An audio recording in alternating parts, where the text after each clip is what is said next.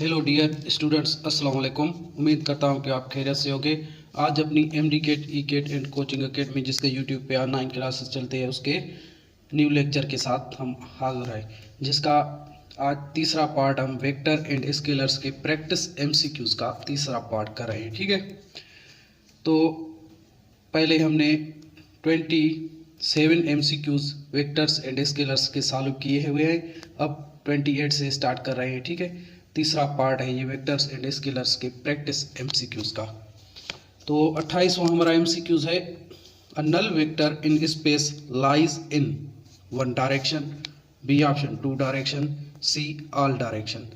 तो स्पेस में हमें पता है कि कोई भी वेक्टर स्पेस में ऑल डायरेक्शन मीन्स 3 डायरेक्शंस में होता है। ठीक है, तो स्पेशली कह रहा है कि नल वेक्टर, यहाँ अगर नल वेक्टर हो, नल वेक्टर वो होता है जिसका मैग्नीट्यूड 0 हो, तो वो भी स्पेस में 3 डायरेक्शन या ऑल डायरेक्शन होता है, 2 डायरेक्शन होता है, 1 डायरेक्शन होता है, तो ये सी यानी ऑल डायरेक्शन होता है, ऑल डायरेक्शन।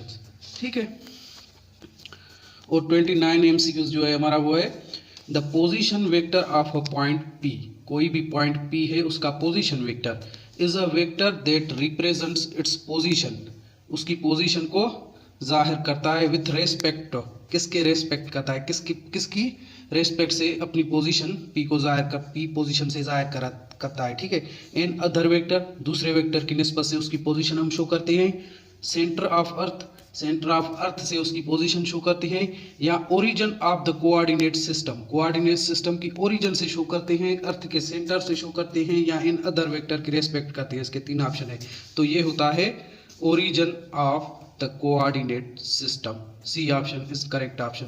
मीन्स के अगर 3 कोऑर्डिनेट सिस्टम है, ये वाई, ये एक्स और ये जेड, तो इसकी ओरिजिन से के रेस्पेक्ट से हम जो है वो पोजीशन वेक्टर, उसकी ओरिजिन से पोजीशन वेक्टर को उसकी ओरिजिन की रेस्पेक्ट से शो करते हैं। ठीक है, अब 30 एमसीक्यू हमारा क्या है कि area of parallelogram in which the 2 adjacent sides are A and B is given by, parallelogram की जो है वो एरिया, हम अगर उसकी साइड्स ए बी है तो उसकी जो पैरेलल साइड्स है, अपोजिट साइड्स वो ए बी हैं, तो उसकी एरिया कैसे हम लिखते हैं, A B sine theta, B option A B, C option A B cos theta, D option A B upon 2 है। ठीक है, तो पैरेललोग्राम पे हमारा क्रॉस प्रोडक्ट का जो लेक्चर है, क्रॉस प्रोडक्ट का, उसमें हमने पैरेललोग्राम की एरिया जो है वो ड्राइव की हुई है, उसकी लिंक इस वीडियो के लेक्चर में डिस्क्रिप्शन में दे देंगे, तो आप देख लेना कि वह पैरेललोग्राम से कैसे हमने ड्राइव किया है कि उसकी एरिया किसके बराबर होती है। तो इसका ऑप्शन होता है A, magnitude of cross product के बराबर होती है area of parallelogram, A B sine theta होगा। ठीक है, A B sine theta magnitude of cross product के बराबर होता है। A vector cross B vector अगर हो तो उनके magnitude A B sine of theta के बराबर पैरेललोग्राम की एरिया इसके बराबर होती है। ठीक है, और 31 जो एमसीक्यू है हमारा वो उसमें क्या कर रहा है कि if A vector mod magnitude of a vector is equal to magnitude of b vector is equal to a minus b vectors magnitude, a minus b का मैग्नीट्यूड, तो ये तीनों अगर बराबर हैं तो थीटा किसके बराबर होगी, थीटा का वैल्यू क्या होगा। ठीक है, तो ऑप्शन ए दिया हुआ है 0, बी में 60 डिग्री, सी में 90 डिग्री एंड डी में 120 डिग्री। तो हम इसको फाइंड करेंगे कि ये कैसे होता है। ठीक है, सपोज करें, सपोज हमने किया कि मैग्नीट्यूड जो ए मैग्नीट्यूड है, मैग्नीट्यूड ऑफ ए वेक्टर वो एफ के बराबर है। ठीक है, अगर ए एफ के बराबर है तो बी का मैग्नीट्यूड भी एफ के बराबर होगा, और ए माइनस बी का मैग्नीट्यूड भी एफ के बराबर होगा। तो ए माइनस बी क्या है ओरिजिनल, इसका फार्मूला ए माइनस बी का formula, A minus B vector के मैग्नीट्यूड का फार्मूला होता है A square plus B square minus 2ab cos of theta whole upon under root. ठीक है, तो ये a माइनस बी भी किसके बराबर है, एफ के बराबर, एफ के बराबर। तीनों मैग्नीट्यूड अगर इक्वल है, ए का मैग्नीट्यूड हमने सपोज किया है कि एफ के बराबर है, तो बी का मैग्नीट्यूड भी एफ के बराबर ही होगा, और a माइनस बी का मैग्नीट्यूड भी एफ के बराबर ही होगा। तो F will be equal to F square plus F square minus 2 F into F cos of theta, cos of theta हमें फाइंड करनी है, ठीक है, थीटा फाइंड करनी है। तो square on both sides, under root खत्म करने के लिए हम स्क्वायर ऑन बोथ साइड्स करते हैं, तो ये हो जाएगा F square will be equal to ये F square plus F square, ये बन जाएगा 2f square minus F into F, ये भी 2f square cos of theta बन जाएगा, ठीक है। अगर ये 2f स्क्वायर इक्वेशन के इस साइड से यहाँ ले जाएं तो ये माइनस की 2f स्क्वायर बन जाएगी, तो ये हो जाएगा F square minus 2f square will be equal to minus 2f square cos of theta. F square से माइनस 2f माइनस करेंगे तो ये आंसर आ जाएगा minus F square will be equal to minus 2f square cos of theta, ठीक है। अगर ये हो गया तो अब क्या होगा, implies that cos theta will be equal, यहाँ माइनस माइनस माइनस में कैंसिल हो जाएगी, बाकी बचेगा F square divide 2f square cos theta, minus minus में कैंसिल हो जाएगी, तो एफ में कैंसिल हो गया, बाकी आंसर हमारा बचा cos theta is equal to 1/2, ठीक है। तो theta will be equal to cos inverse of 1/2।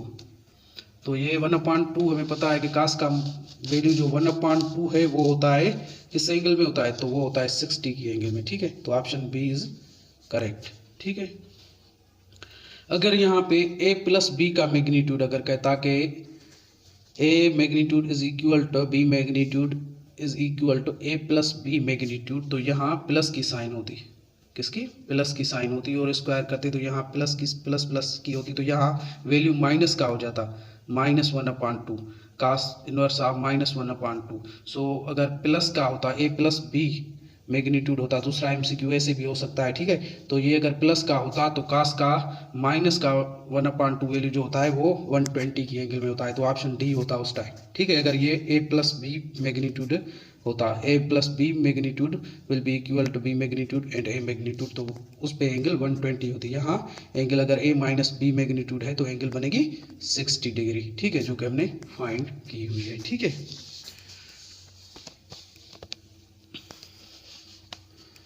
अब 32 एमसीक्यू में क्या कहता है कि if vector is equal to 5i माना मीन्स के 5 magnitude along X axis, i along X axis होता है यूनिट वेक्टर, ठीक है, plus 3j plus 2k acting on the line having point r1 is i plus 2j plus 2k and r2 is 3i plus 2j plus 2k, then what work will be done, ठीक है। तो ये दो points है R1 and R2 points है, ऐसे points इनको लिख सकते हैं कि R1 यहाँ R1 पॉइंट है, यहाँ R2 पॉइंट है, ठीक है। R2 पॉइंट है तो R2 से अगर R1 माइनस करेंगे तो हमें ये डिस्प्लेसमेंट मिल जाएगा, डिस्प्लेसमेंट जो कि वेक्टर क्वांटिटी होता है। तो डिस्प्लेसमेंट एंड फोर्स की मल्टीप्लिकेशन हमारी क्या होती है, वर्क होता है, ठीक है। तो पहले ये डिस्प्लेसमेंट फाइंड करेंगे, डिस्प्लेसमेंट फाइंड करने के लिए R2 से R1 के वैल्यू माइनस करेंगे, तो R2 हमारा इक्वल है 3i plus 2j plus 2k और माइनस का R1 माइनस करेंगे तो ये बन जाएगा माइनस, अब माइनस अगर मल्टीप्लाई होगी तो ये बन जाएगा -i minus 2j minus 2k, ठीक है। अगर ये माइनस करते जाएंगे तो सिंपली ये माइनस होगी तो ये बन जाएगा, अब इनका जो आंसर आएगा जो कि बराबर होता है डी के डिस्प्लेसमेंट के। तो डिस्प्लेसमेंट अब क्या बनेगा, displacement will be equal 3 minus 1i करेंगे तो ये 2i बनेगा। अगर 2j में से 2j माइनस करेंगे तो वो बन जाएगा 0 प्लस 0j प्लस 2k, अगर 2 से k से माइनस करेंगे तो ये भी बन जाएगा 0k, ठीक है। तो डिस्प्लेसमेंट का हमें वेक्टर मिल गया 2i plus 0j plus 0k। अब इनकी मल्टीप्लिकेशन करनी है किसके साथ, फोर्स के साथ, तो वर्क मिल जाएगा। तो वर्क क्या होता है हमारा, work will be equal to F dot D, scalar product होता है, ठीक है। तो वर्क का हमारा क्या है 5i plus 3j plus 2k dot product होगी दोनों की, डॉट 2i ये आई बस रहेगा 0 0, तो ये बस लिखें, एक ही बात है, ना लिखें तो फिर भी एक ही बात है। तो जे का अगर कोई भी वेक्टर नहीं है, दो वेक्टर अगर स्केलर प्रोडक्ट में सेम वेक्टर्स की जो मल्टीप्लिकेशन होती है, सेम कंपोनेंट की जो मल्टीप्लिकेशन होती है उसमें से प्रोडक्ट बनती है। बाकी अगर जे को आई के साथ मल्टीप्लाई करेंगे तो इनके एंगल क्या बन रही है, इनकी एंगल बन रही है 90, तो 90 एंगल में ये 0 बन जाते हैं, ठीक है। तो 5i और 2i की मल्टीप्लिकेशन करेंगे, इनकी एंगल 0 है, तो 5 into 2 will be equal to 10, ठीक है। आई यूनिट वेक्टर है और कास थीटा 0 इनके दरमियान बने, तो 0 में कास का 1 होता है। अगर जे का आई के साथ मल्टीप्लिकेशन करेंगे तो वो 90 की एंगल बनाता है, तो वो कास 90 0 होती है, ये भी 0 बन जाएगा। के की आई के साथ मल्टीप्लिकेशन करेंगे तो वो भी 0 हो जाएगी। अगर जे की इन 0 जे के साथ करेंगे तो 0 के साथ अगर ये मल्टीप्लाई होगी तो डेफिनेटली माइनस हो जाएगी, इसलिए हमने यहाँ ये लिखे ही नहीं, बस डायरेक्ट यहाँ लिखा है। तो आंसर क्या आ रहा है 10 जूल। सो 10 जूल हमें ऑप्शन ए में आंसर दिया हुआ है, ठीक है, 10 जूल। तो करेक्ट ऑप्शन इज ए, ठीक है। बी में 20 जूल, सी में 22 जूल एंड डी में 25 जूल दिया हुआ है, मगर हमारा ऑप्शन करेक्ट है ए 10 जूल, ठीक है।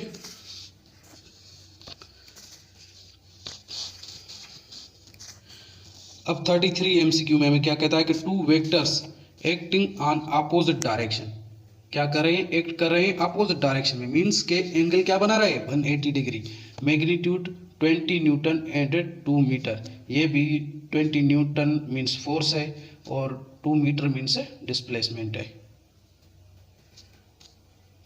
तो क्या कह रहा है कि स्केलर प्रोडक्ट विल बी, तो इनकी स्केलर प्रोडक्ट क्या बनेगी, ठीक है, इनकी स्केलर प्रोडक्ट क्या बनेगी, ठीक है। अपोजिट डायरेक्शन में एक्ट कर रहे हैं, तो स्केलर प्रोडक्ट में हमें पता है कि scalar product A dot B vector की बनती है A B cos of theta, ठीक है। अपोजिट डायरेक्शन में एक्ट कर रहे हैं तो कास थीटा विल बी 180। सो ये क्या है, सपोज करें कि ए हमारी बराबर है 20 के, बी बराबर है 2 के, तो 20 into 2 A B, 20 into 2 cos of 180 degree.